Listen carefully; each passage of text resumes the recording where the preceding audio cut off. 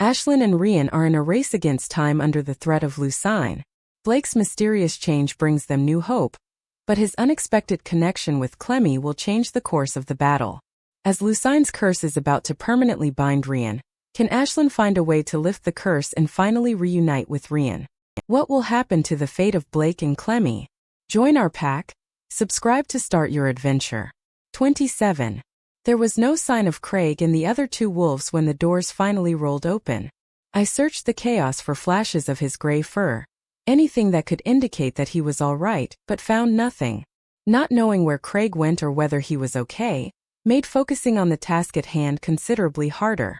I had to remind myself that the lives of all the packs of Scotland were at risk here, not just the wolves of Craven Prides. They were all depending on me to break Lucine's curse, and it's already escalated too far. I spotted wolves limping, whining as they licked at their wounds before being attacked once again. Wolves that oddly resembled the packs I met over the past few days. We were losing and time was running out. Taking a few steps forward, I aimed my camera at the raging battle and snapped a shot. Candid. The flash drew the attention of 3 wolves at the edge of the battlefield. I waited with an upheld breath for their reactions. If they shield me from the fight, they're good. If they approach me with frothing maws, they're bad. My theory was proved correct when they bared their fangs at me, giving me a clear view of the saliva and froth that accumulated around their mouths. Even if they didn't snarl at me, I'd be able to recognize their intentions by looking at their eyes. They had an odd red tint to it as they prowled towards the lights outside of the garage, a color that very much resonated with Lucine's magic. Scraping together my courage, I backed up toward the garage. That came out a bit blurry. Care to step into my studio for a redo? They crouched lower, seconds away from attacking.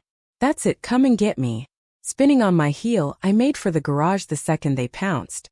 I could feel the ground tremble as they chased after me, and I forced my legs to move faster. The moment I'm inside the garage, I place the camera on the workbench and press the button with the pre-selected settings. Stealing a look over my shoulder, I'm just in time to see the wolves entering the room. The one at the front lowered its hind legs to jump, just as the first flash on the camera went off. All at once, the LEDs, reflectors, and strobe lights lit up and blinded my 3 attackers. They whined and cowered backwards, paws coming up to cover their eyes. But the camera wasn't done. Another flash went off as it took another picture, and then another and another, keeping the wolves blinded while I pressed the button on the remote for the roller doors to close. While the flashes were going off, I retreated to the back door and picked up the flamethrower. Now to wait. At last, the camera ran out of shots just as the doors fully closed. Waiting for the wolves' vision to return was the most nerve-wracking feat to far. My heart hammered everywhere at once as the first one's sinister eyes locked on me. Letting out a deep, throaty growl, it stalked forward with the other 2 flanking it. Hold your ground, I repeated in my head. Hold it. Just a little further. Once they reached the center of the garage and stepped into the puddle of gasoline at their paws, I lifted the flamethrower and aimed. Say cheese. I squeezed the handle on the flamethrower and watched as a cloud of fire consumed them. A series of blood-curdling howls shook the walls of the garage as they writhed and thrashed against the flames, devouring their fur, making its way to their skin and flesh. When one of them dropped to the ground to roll, it set the puddle of gasoline ablaze for more fire to burn them alive from the legs up. They howled in agony as the flames reached their faces, their eyes disintegrating in their sockets. Finally, the fire reached their brains, leaving them to drop to the floor dead. My body had gone completely numb as I beheld the 3 wolves turn back into men, lying in a puddle of gasoline as the fire kept eating at their flesh. The smell of charred skin clung to the air, reminding me of when Lucine tortured me in that cave. I killed them. A sickening feeling settled in my stomach as I tried convincing myself it was the right thing to do. They would have killed me first if I didn't. But the sight of their bodies burning in the middle of the room, the stench in the air, the scar it left in my thoughts, it all became too much. I coughed thickly before leaning over, a heave wrecking through my body as I threw up the little contents I had left in my stomach. Every part of me felt wrong about what I did. Burning someone alive was one of the worst forms of torture ever invented. I wouldn't even wish that upon my greatest enemies, and yet I did that to 3 people. Another heave jolted my body, and I held onto the doorframe to keep myself balanced. It was while I was catching my breath that the chaos of the battle came into focus, reminding me why I was here to begin with. "You're good, you're all right," I muttered, delving into my emotions to find the courage to go on. What I didn't expect to find was a dormant anger that boiled in the pit of my stomach. All of this just because one person wanted more power to play with. Lucine was willing to take what she wanted by force, uncaring of the blood she shed on the way. In some manner, it reminded me of my father, who was so keen on merging his business with Matt's father's. He was willing to sacrifice my dreams and happiness to get what he wants. I'm done being someone's sacrifice. My father wanted a daughter who's responsible. I'm responsible for breaking Lucine's curse and saving the werewolf packs of Scotland. He thinks my hobby is a means to an end. I just killed 3 men in a flaming photoshoot. I'm done being defined by his ideals. It's time to end this. Find Rheon, stop Lucine, don't die. I pushed myself off the doorframe and exited the garage. Giving my makeshift flamethrower a light shake, I set off to find Rheon amongst the chaos. Going back felt crazy, especially after I was nearly crushed under 2 wolves and had one attempt to bite my head off. But there I was, running among werewolves with nothing but a torn dress and a flamethrower I crafted from a fire extinguisher. My life has become the definition of mad irony. From the corner of my eye, I spotted a feral wolf lunging itself at me. Lifting the flamethrower, I blasted it midair, watching it fall to the ground as the flames devoured its fur. When another of Lucine's pack saw what happened to its fellow packmate, it snarled at me and made a move to attack. I blasted at it but missed, muffling a scream when it snapped its jaws at my arms. Throwing myself back, I risked losing my hand by inches as the wolf's head bolted past me, leaving it within arm's reach.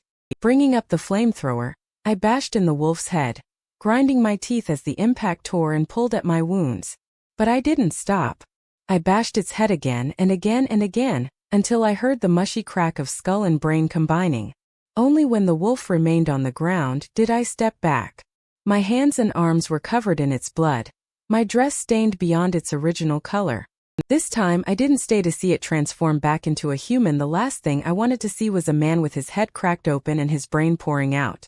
Continuing my search for Rheon, I stopped somewhere in the middle of the chaos and frantically searched the grounds for his dark fur and blue eyes. I told myself I would know him if I saw him. We had a bond that must count for something. But there were too many wolves with dark fur to pinpoint a certain one and not enough time to see their eyes. Cupping one hand over my mouth, I yelled at the top of my lungs, "Rheon." Instantly I regretted it. Not only did I risk him getting distracted and perhaps even killed, but I also drew the attention of 4 werewolves to myself. Shit. I cursed when all 4 of them stalked towards me. Fumbling with the flamethrower, I gripped the handle and aimed it at the closest one, all while Grandma Celine's words rang in my head. "And once they have you surrounded, you're as good as dead." Judging by the way they're circling me, my hopes of making it out of this battle alive faltered. Even my flamethrower lost its purpose. For pairs of bloodthirsty eyes locked on me, the wolves spread out in a circle, leaving me no gap to escape. I was surrounded. Even if Craig or someone did manage to get to me in time, they wouldn't be able to take out 4 wolves on their own. I'd be dead while they're fighting off the first one. Bracing myself for the impact of the first strike, I closed my eyes, not wanting to catch a glimpse of their fangs before they could tear my head off. A deep growl rumbled through the air, making the earth quake and vibrate through me. Opening one eye, a sudden onset of euphoria left me in tears when spotting a dark-furred wolf standing between me and the others. Without even getting a glimpse of its eyes, I knew it was Rheon. I felt it. He moved with grace, circling me while snarling at the other 4.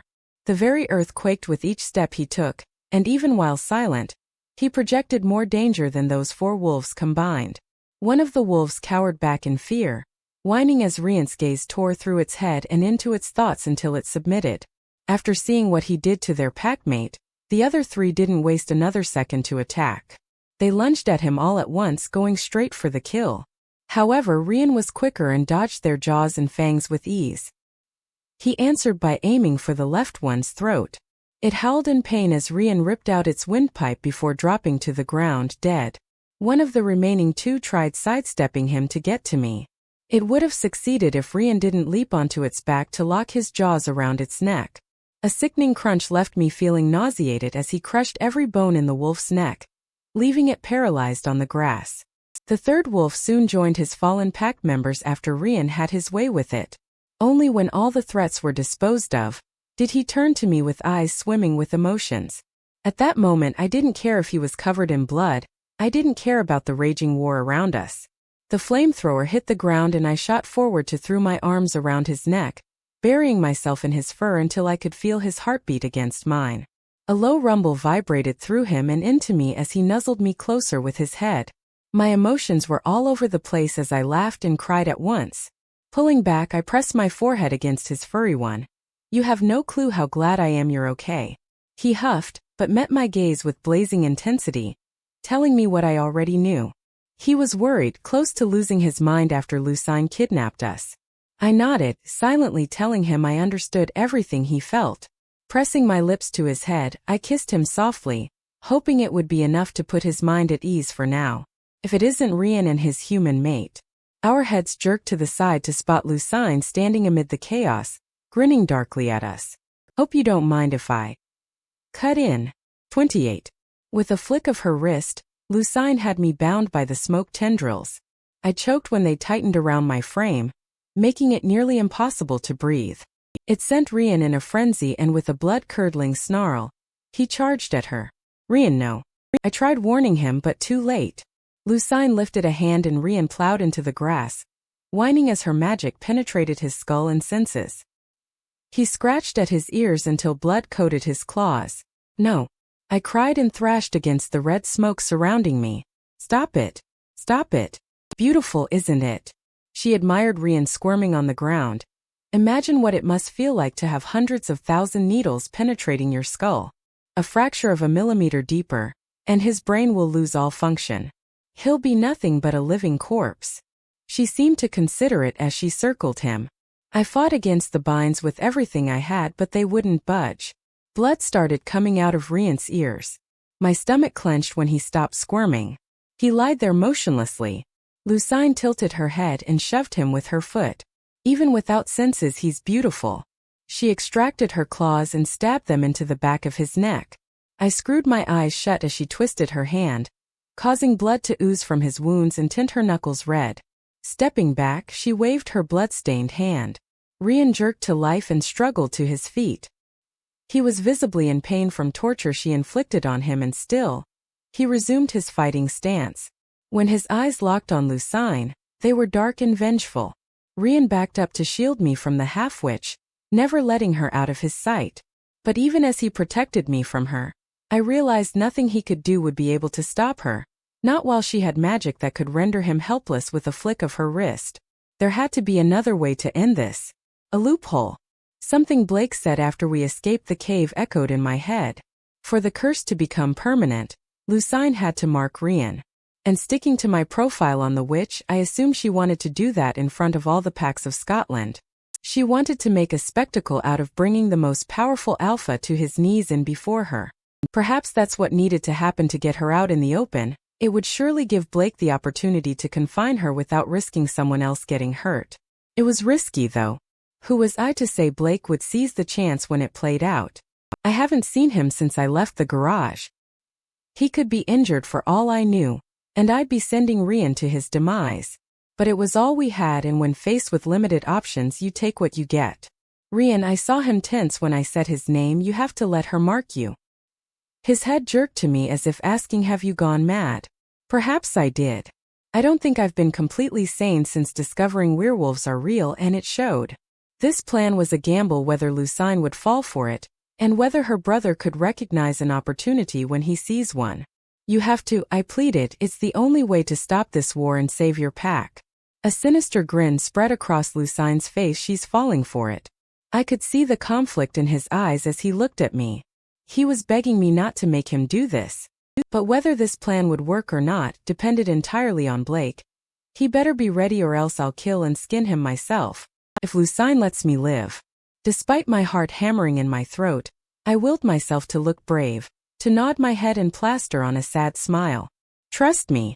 We need to get her out in the open," I thought as loudly as I could, hoping that my suspicions of him hearing my thoughts were true. "Please just trust me, I have a plan."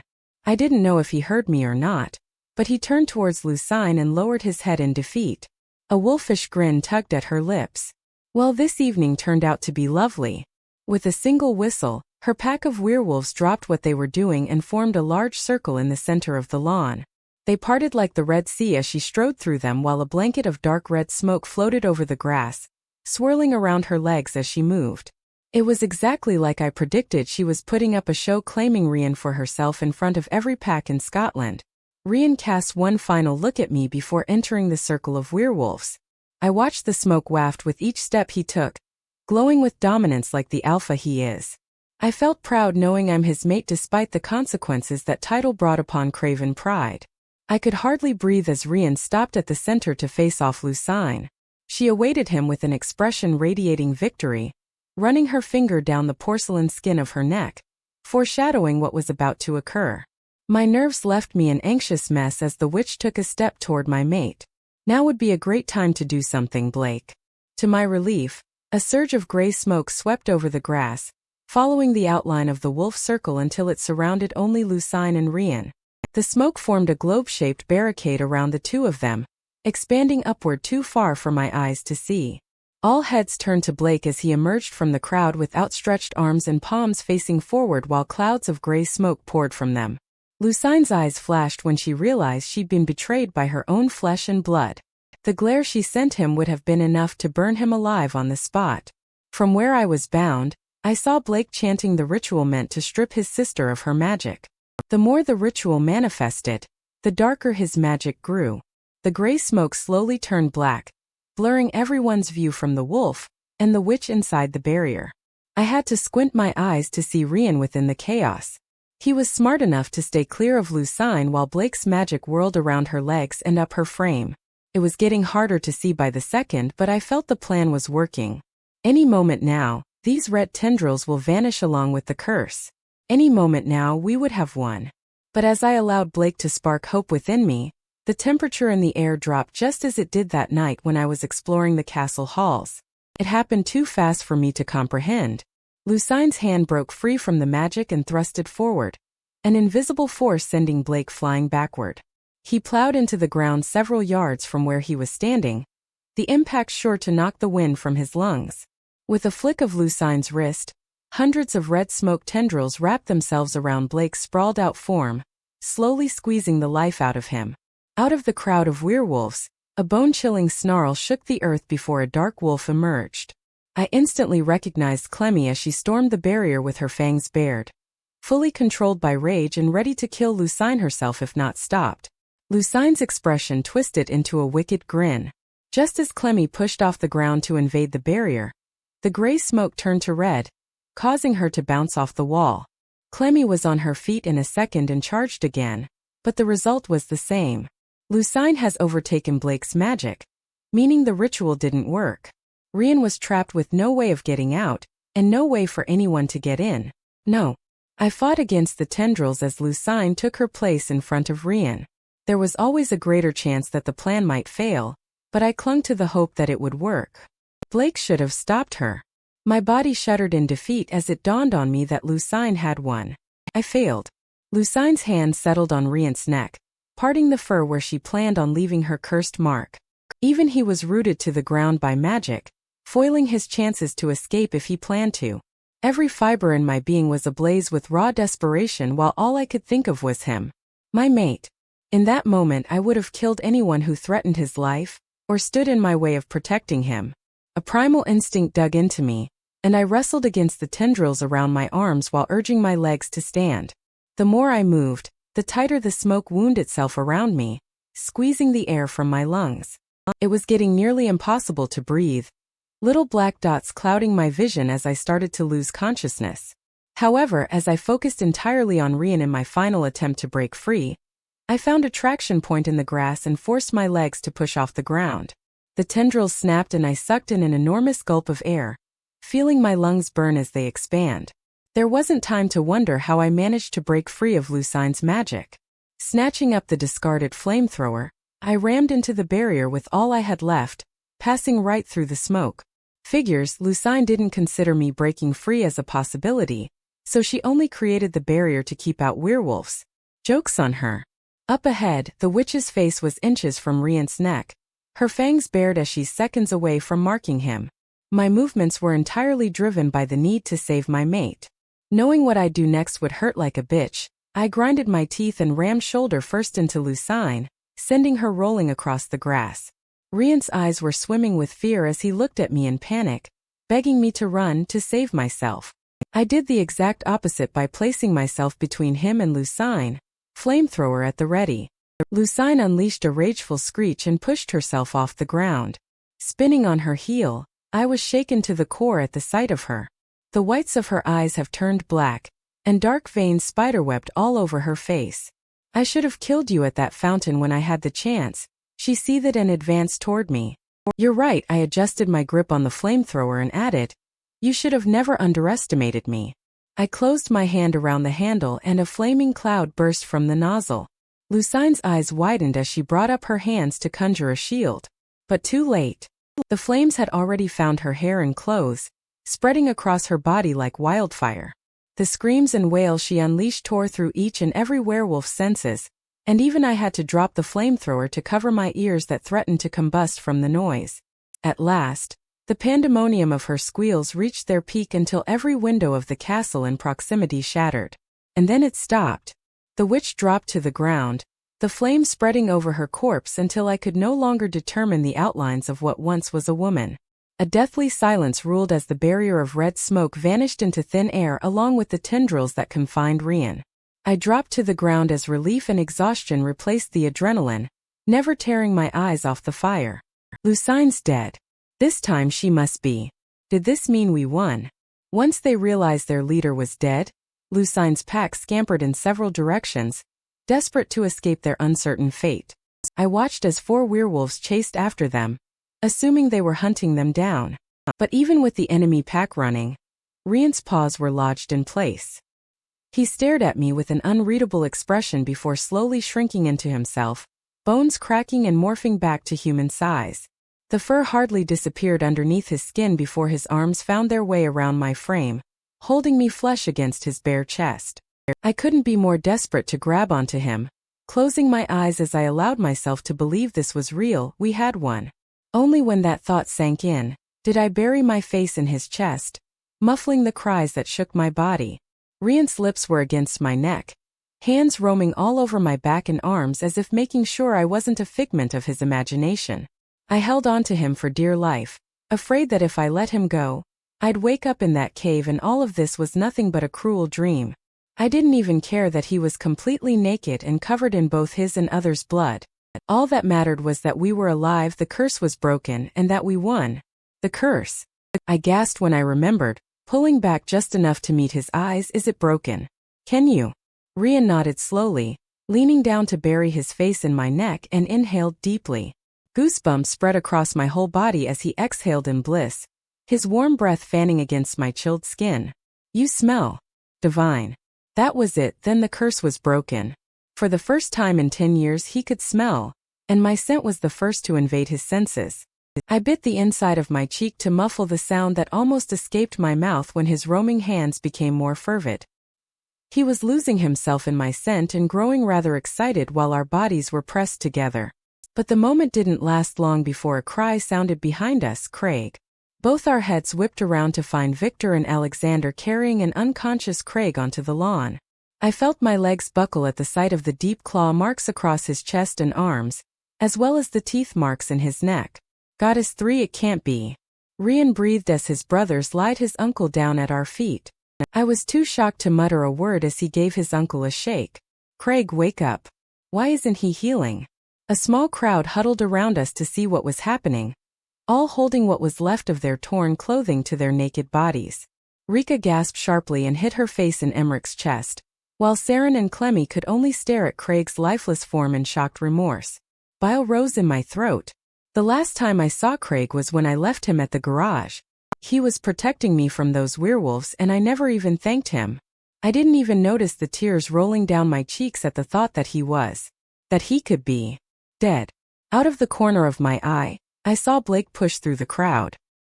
He froze upon witnessing the scene in front of him and his eyes shifted towards Clemmy, who was trying her best to muffle her sobs. His jaw clenched before he advanced towards Craig, only to be stopped by Alexander and Victor. "I can help him," he said. "Why should we trust you?" Alex glowered at him. "You kidnapped my sister and brother's mate. For that, you deserve to rot in hell with your sister." I opened my mouth to vouch for him, to explain how he saved us from that cave, only for Clemmy to say with a trembling voice, "I trust him." Blake and Alex both gawked at her in shock. The latter shook his head in disbelief.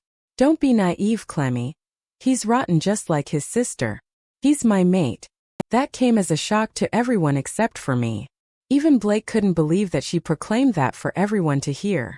Emmerich and Rika's faces were pale as the former alpha asked, "Are you sure, darling?" Clemmy nodded. "I know I'm too young to feel the bond, but it's there. I'm sure of it."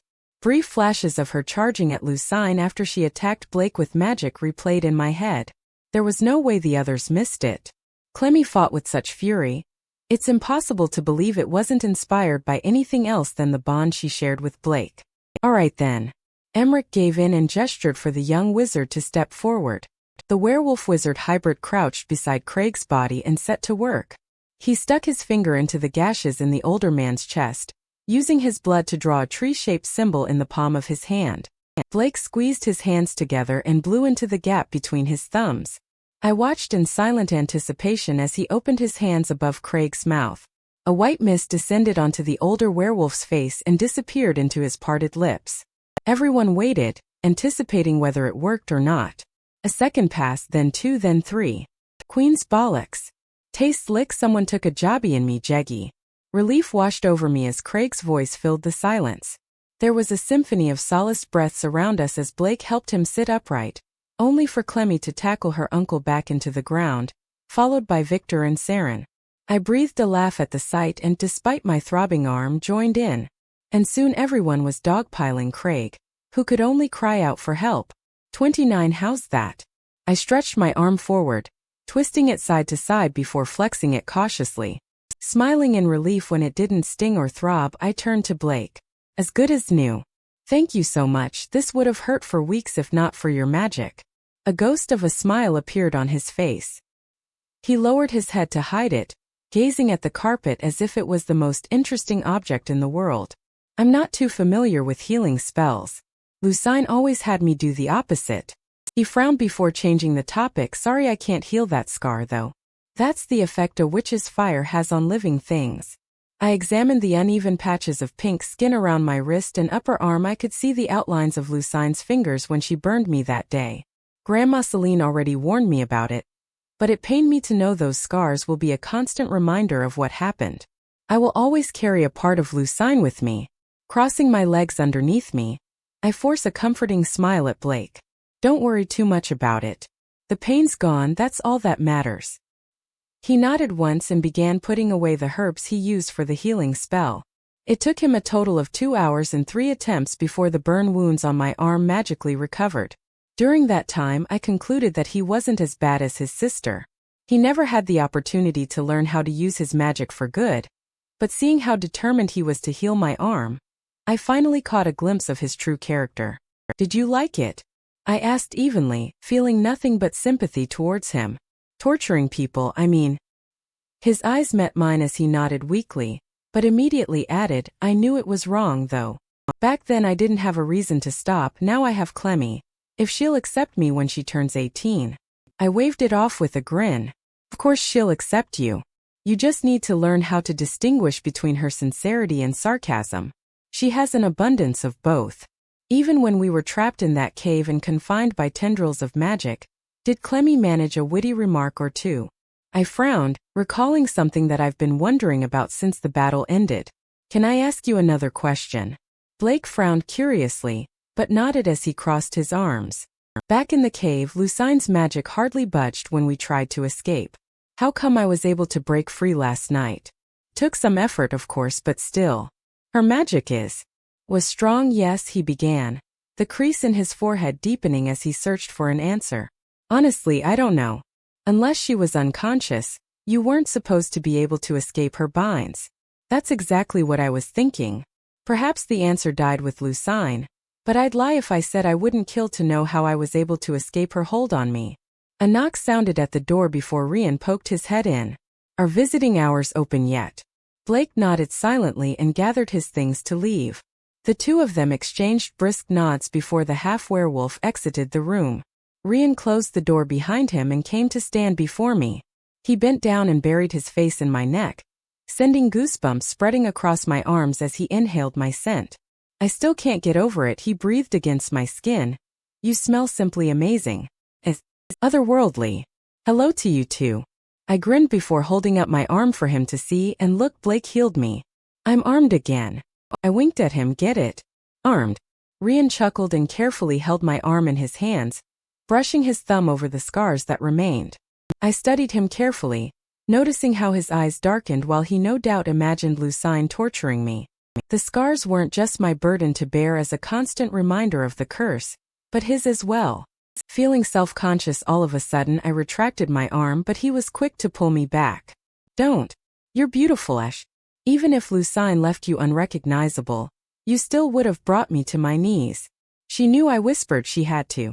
"What are you talking about?" "Lucine," I specified. "She had to know even if we did win, if we survived, we'd never completely be free of her curse. These scars are her mark, her way of reminding us that she won. But she didn't." Rheon cupped my face so I could meet his eyes. "She's dead. The curse is broken, all thanks to you." When I didn't cheer up at the notion right away, he added with a tiny smile, "I found the werewolves in the garage, plus the barbecue trail on the front lawn. Remind me never to piss you off." I scrunched my face. "Don't remind me. That was the worst thing I ever did. Those burnt-out eye sockets will forever haunt my dreams, and I'll never forget the smell of burnt flesh for as long as I live. And I hope you'll never have to do it again." His thumbs brushed over the apples of my cheeks, and I leaned further into his touch. "You have no idea what it's been like when Kenna burst through the doors of the ballroom, claiming Lucine had taken you and Clemmy." I was beside myself with rage. It took 6 men to keep me from shifting. My imagination came to life as I pictured 6 men with supernatural strength keeping only one from going feral. I knew Rheon was strong, I just never realized how strong he was until I saw him on the battlefield. Not only did he protect me from 4 werewolves on his own, but his mere gaze was also enough to force them to submission. The pack of rogue wolves outside the castle was proof of that. After the battle, the Bloodrose pack tracked down the wolves that fled and disposed of them permanently. However, there were some who yielded, who swore themselves to Rheon if they were allowed to live. "That's what Bloodrose is good at," Emmerich told me that night, tracking and killing. The problem was without Lucine, the wolves who submitted were leaderless, which made them rogue omegas. No one knew what to do with them. They couldn't be left to roam freely either, as some of them were newly turned and still struggled with control. Only after a brief meeting between the alphas of each pack, it was decided that each would take a few omegas with them to their land to add to their numbers. Not liking the somberness that settled in the air between us, I decided to change the topic. We just won a battle. Everyone we cared about was alive. We should be celebrating rather than lingering on the aftermath. Running my hands down Rheon's chest, I pulled him closer by his blazer until our noses brushed. "I just realized I never wished you a happy birthday at the ball." Leaning in, I captured his lips in a searing kiss. My hands found their way to his hair, tugging at the roots while he was exploring my body with his. He moaned when I nipped his bottom lip, his hands squeezing my waist appreciatively. I pulled back just enough to breathe against his mouth. "Happy birthday. Definitely worth the wait." He grinned. "I also got you something." It took every bit of self-control not to smile or give away any hints. "But you'll have to wait until all the guests have left to see it." "Oh, is that how it's going to be?" His eyes gleamed mischievously, causing me to giggle. "Yes, that's how it's going to be. Now help me up, we should be heading downstairs to see them off." "You're starting to sound like the lady of the castle." My heart fluttered at the pride in his eyes. Tilting my chin up with a cheeky grin, I linked my arm with his and he escorted us downstairs. The Night Star, Bloodrose and Crescent Moon packs were all gathered outside the castle doors, each with around 10 rogue werewolves at their backs. Raina and Alexander were standing with her pack, and to my surprise, Saren with Bloodrose. Emmerich and Rika were saying their farewells when the two of us joined what was left of Craven Pride. I shook my head at the sight of Craig's hair disheveled as always. Some things just never change. Blake was standing at the very back of the group, admiring Clemmy from a distance. I imagined this was strange for him to be in a pack where the members cared for each other. It would take some time for him to adjust. Crescent Moon was the first to depart after saying their goodbyes. After them, Bloodrose bid us farewell. Saren's eyes were brimming with tears as she embraced her family, promising to come visit as often as she could. Take care of my brother. She sniffled, throwing her arms around my neck. And you better ask me to be your maid of honor once you and my brother decide to tie the knot. Also, I get to be your children's godmother, and you're naming your first girl after me. I breathed a laugh as the blood rose to my cheek. I should be saying the same to you. Judging by the way Lycan is eyeing you up, you'd probably be popping out babies before me. She snorted as a smirk tugged at her lips. Considering that I'm planning on sealing the deal tonight. My brows nearly flew off my head at the thought of what she had planned for Lycan. Poor thing, he wouldn't be able to walk for days after Saren had her way with him. She's relentless. After a final embrace, she joined her new pack in their SUVs. Lycan held the door for her as she hopped in and joined her in the back seat. We watched them drive off until the vehicles disappeared out of the driveway. My vision blurred with tears at Saren's absence. The castle will never be the same without her. At least she found her mate, I reminded myself. Lycan will fill the gaps in her heart and soon. She won't even miss us anymore. I should know, I hardly even miss my family back home with Rheon in my life. Nightstar's farewell was brisk and cheerful. Reyna wasn't the type of person who'd shed a tear at a simple goodbye. Eventually we'll see each other again. Perhaps when Rheon and Ash get married, or to fight another war. See, the hunt is far from over. Alexander, just like Reyna, kept his hugs short. His transfer to Nightstar has been arranged months ago when he and Reyna discovered they were mates. I guess that made saying goodbye easier in some way. And that's the last of them. Emmerich sighed once Nightstar's silver cars rolled out of the driveway. Flinging his arm around Rika's shoulders, he pressed a kiss to her temple before turning to Blake. You drink scotch. The half-werewolf's eyes grew when the former alpha addressed him so casually. Swallowing nervously, he nodded. Wonderful. Emmerich delivered a hearty pat on his back. Let's go discuss your courtship with my daughter over a glass. Rika, Clemmy, are you joining us? Blake awkwardly held out his arm towards the youngest Balfour and to his surprise, Clemmy actually took it. It was honestly adorable to see him act all awkward and insecure around her. Victor crunched his nose, jerking his head between the three couples around him. Why does it feel like I just became the seventh wheel in this family? Perhaps it is time you open that old Tinder account of yours, Vicky. Rheon fired back, laughing as his younger brother aimed a punch at his gut. Craig snorted at Victor's despondent and patted him on the back. You can be my mate, lad. What do you say we head to the pub for a pint? On me, of course. Grumbling that he had nothing better to do, Victor allowed Craig to drag him towards the garage, leaving me with Rheon. I felt his gaze on me without even turning my head. He slithered an arm around my waist, pulling me flush against his chest. So he whispered against my cheek, what did you get me for my birthday? Grinning mischievously, I laced my fingers with his and dragged him towards the castle. I was giddy with excitement as we climbed the stairs to his room, feeling my stomach flutter as we reached his door. Pushing him into the room, I locked the door behind us and backed him up to the bed. His brows arched as I shoved him down on the mattress before taking a step back. Slowly, I reached up to unzip the back of my dress.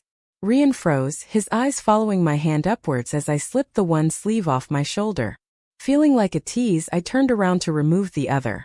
With my back on him, I allowed the dress to slide down my body and over my waist.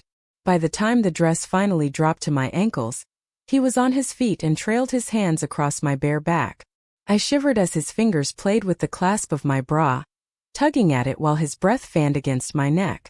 I didn't know what to get you, I confessed when I felt his lips brush up the base of my neck, so I am your gift. I gasped when he spun me around, raking his eyes up and down my half-naked body before asking politely, are you sure? I leaned in and kissed him with fervor, fisting my hands into his blazer as I pressed myself into him. We were breathless when I pulled back to whisper against his lips, mark me. Rheon's eyes clouded with lust and an emotion too fast for my brain to comprehend. He had thrown me onto the bed. In a split second, He pinned my arms above my head and was claiming my lips with burning passion. With his lips making their way from my mouth to my neck, he growled against my skin mine. And with that, he undid my bra and introduced me to a world of ecstasy that I thought only existed in my wildest dreams. 31 weeks later. My heels clicked against the tiled floor as I weaved my way through the tables. Heads turned to stare as I walked past, and from the corner of my eye, I noticed a few men raking their eyes over my body, appreciating how the black dress hugged my figure. So much for doing this in a classy restaurant where we wouldn't draw too much attention. A tinge of nervousness pooled in my stomach, making me question why this was ever a good idea. There were like 3 other options we could consider regarding what I'm about to do now, but no, Rheon had to open his mouth and suggest this. Nothing I said or did could change his mind. The mark on the bottom of my breast tingled at the thought of him, causing me to blush at the mere thought of how it happened that late afternoon.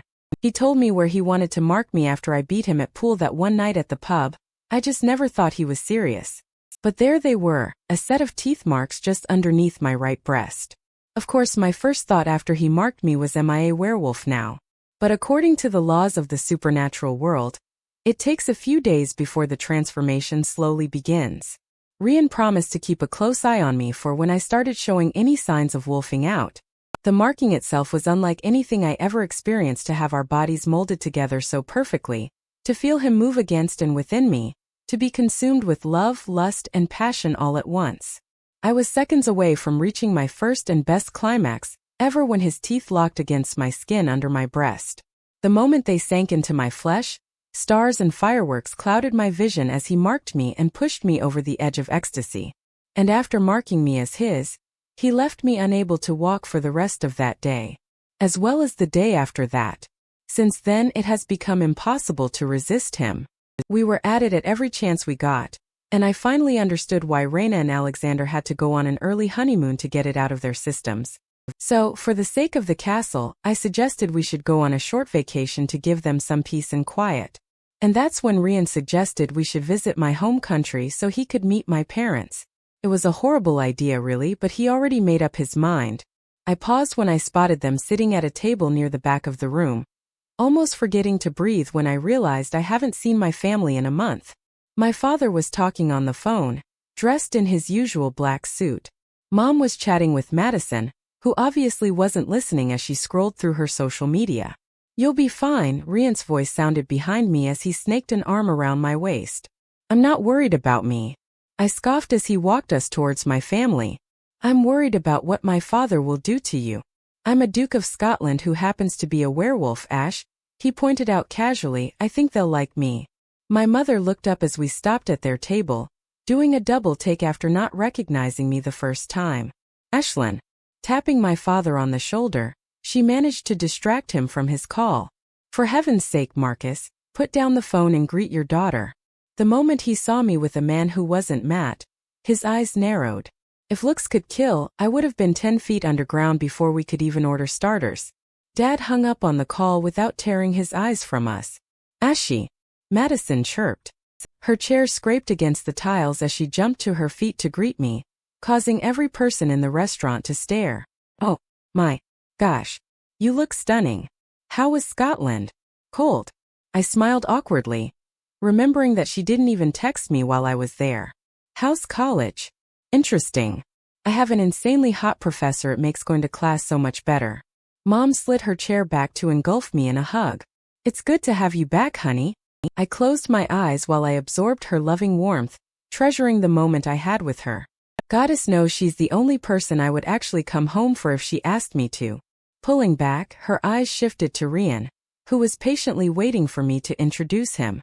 "And who is this?" "He's handsome." "Very handsome," Madison purred. Her eyes traveled up and down his figure as her finger circled the rim of her glass. The way she said it made me want to stab her with a fork. She fluttered her lashes at Rheon, twirling her hair around her fingers as she eyed him up like candy. "This is Rheon," I introduced him. "We met in Scotland." Rheon smiled charmingly at my mother, bringing her hand to his lips to place a kiss on her knuckles. I swear I could see her change color at the fine gesture. "It's an honor to meet the woman who brought someone as beautiful as Ashlyn into the world," he added. "Show off." "Oh my My mother sank down into her chair and fanned herself with a napkin to get rid of the blush in her cheeks. He's quite the gentleman. Why don't you ever say such nice things, Marcus? Next, Rheon extended his hand toward my father. He only stared at it before turning away. I shook my head in disbelief. Even after a month, he was still pissed at me for dumping Matt. What part of Matt cheating on me didn't he understand? Was he truly that insensitive to force me to marry a man like that? My sudden rush of anger vanished when Rheon rested his hand on the small of my back. His warmth seeped into my skin, ridding me of all that pent-up frustration towards my father. With elegant movements, he pulled out a chair for me to sit before taking the seat next to me. So how did you and Ashy meet? Madison chewed on her bottom lip. We'd very much like to hear how she managed to land someone like you.